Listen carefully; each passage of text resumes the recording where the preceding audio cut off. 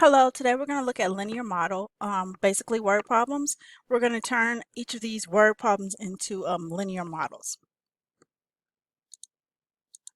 So first we have, you rent a bicycle for $20 plus $2 per hour. So the key to doing these word problems, when I know that they're linear, I'm looking for that rate. So I'm looking for the rate. That per hour lets me know that that is the actual rate that I'm looking that I'm working with. So that kind of gives me help. So I know f of x, because I'm doing this in function notation, will have to be my total cost. And x is going to be, since it's per hour, that's going to have to be my hour. And I'm going to put everything in y equals mx plus b form, or f of x, right? Because f of x is another way of saying y. So I can say f of x is equal to 2x, because that's my per hour, that's my rate. My rate is always my slope. Plus, because it tells me it's plus, $20. All right, that's the first one. Excuse me, let's do the next one. It says an auto repair shop charges $50 plus $25, here we go, per hour. So guess what? I'm going to say H this time. Let's say H is my hour. And I'm going to say G of H. I'm just making up stuff now. It's my total cost, because I can. I have the total right to do so. So again, we're using the y equals mx plus b, or in our case, we're using G of H. And instead of x, we're using H. So we can rewrite this as G of H, because I know I'm going to be inputting hours, because it tells me that it's per hours, is equal to my rate, which is 25 hours, plus $50. All right, it says a candle is 6 inches tall and burns at a rate of 1/2 inch per hour. All right, here we have it again, inch per hour. So again, let's say x this time. So x is my hour. And we'll say, let's keep it basic. F of x is my total, or my height. Because it says a candle is 6 inches tall and burns at a rate of 1/2 inch per hour. All right, so we have f of x. We know that it's starting at 6 inches tall. But my rate, what do you think is happening? If it's burning, do you think it's increasing or decreasing? It's going to be decreasing. So that's going to be 1/2 x, negative 1/2 x, plus my 6 inches. So I have to I have to always consider what's actually going on in my problem. So I know that when a candle burns, the height is going to decrease. So my rate is actually decreasing. So 1/2 inch per hour. All right, it says the temperature is 15 degrees and it is expected to fall 2 degrees each hour during the night. All right, so 2 degrees, here we have my little key, each hour. So again, I'm going to use f of x, and that's going to give me my temperature. And x each hour lets me know that my x is hour. So f of x, I know I could even start off with the 15. It starts off at 15 degrees, and then it falls. Here's my key right here, falls, so I know it's going to be negative 2x. And then I could just rewrite this, right? So I could say negative 2x plus 15. And that's just putting it in that y equals mx plus b form. All right, it says a computer technician charges $75 for a consultation plus $35. Here we have the key, per hour. So again, x is hours. And we'll say f of x is our total cost.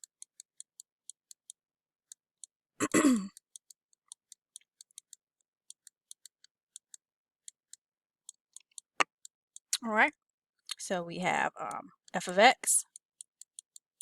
He charges, or she charges, 35x. $35 per hour plus my $75 consultation, my $75 charge. All right, it says the population of Pine Bluff is 6791 and is decreasing at a rate of 7 per year. Ooh, that's not good. All right, so I hope we're talking about rabbits or dogs and not actual people. But so we know that our rate, it tells us here clearly the rate is, and then it's 7 per year. So again, my X will have to be years. It tells me that. It gives me the per year. And then we'll say f of x is my total population.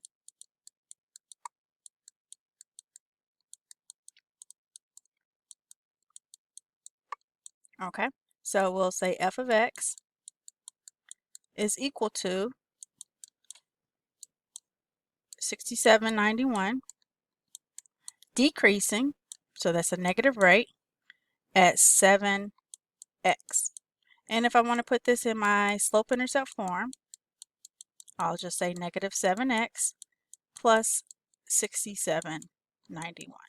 So my 6791 is positive, that's why it's plus. My minus 7x is going to just be the minus in front of the 7x, which makes it negative. I believe this is the last one.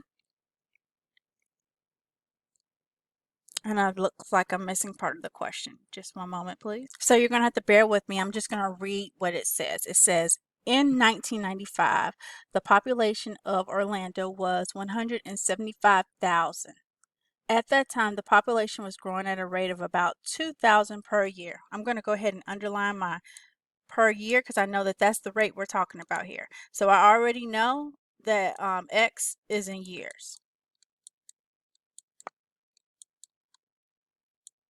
Write an equation in slope-intercept form to find Orlando's population for any year. So the key part to this is that it starts off with in 1995. Okay, so we have to keep that in mind. So I'm not just saying X because my X is only in reference to the fact that my initial starts in 1995. Okay, so there are multiple ways that we can actually do this problem. We're going to do it in respects to, we're just going to make sure our variables are very, very well defined. So instead of just saying X is years, we'll say years since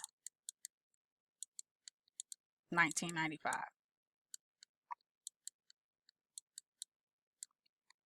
Okay, so we can still write our equation, same as we have always done.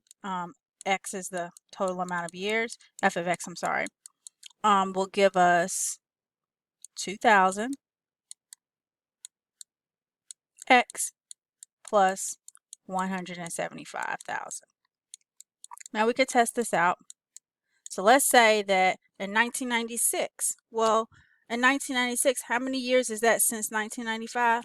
That's just 1 year. So my population should increase by 2,000. So it'd be 2,000 times 1, which is 2,000. Add that to 175,000, that gives me 177,000. Let's say that we want to find out when it what's the population in the year 2020. So how many years has it been since the year 2020? Well, we just have to simply subtract that, right? So 1995, or excuse me, 2020 minus 1995, and that's 25 years. So we'll plug that in. So we'll say f of 25 is equal to 2,000 times 25 plus 175. So I just had to do 2 steps in order to solve this. I had to calculate how many years it has been since 1995, and then I have to go ahead and plug it in. So 2,000 times 25 plus 175, it should be 225,000 people. I'm going to put K. 225,000 people in Orlando, Florida now. I hope that this helps.